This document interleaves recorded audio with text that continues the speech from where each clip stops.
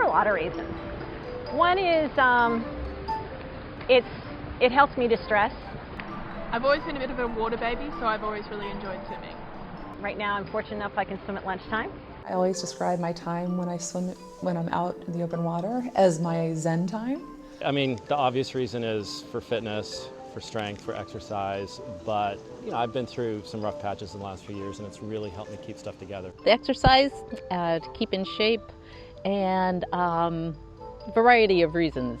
Because I believe that I'm happier in the water than out of the water. You know, I started swimming probably when I was 4 or 5. We had a pool in our backyard. I swam as a child for about 6 years, when I was about 10 to about 16. I started swimming when I was age 5. Well, I started swimming when I was 6 and almost quit by the time I was 8. You know, I took swim lessons when I was 4 or 5. My mom was a lifeguard. All my older brothers and sisters swam. Swimming is a sport that can actually save your life. For one, I believe that people who don't swim are really missing out.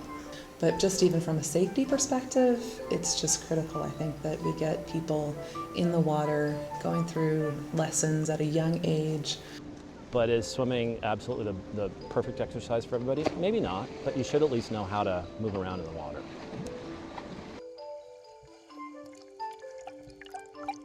You know, I've got a lot of significant memories of swimming, but I think the most significant one is the first time I swam from Alcatraz to San Francisco. Have to be when I made the Olympic team in the 400 IM, 1980, at Irvine.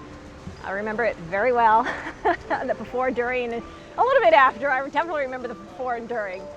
Just jumping off that ship, off the ferry, and landing 10 feet deep in the bay, and then surfacing and looking around, and there's Alcatraz, there's San Francisco, there's 1,000 other people swimming, is something I'll never forget. And in 2009, I spent 23 days in the hospital.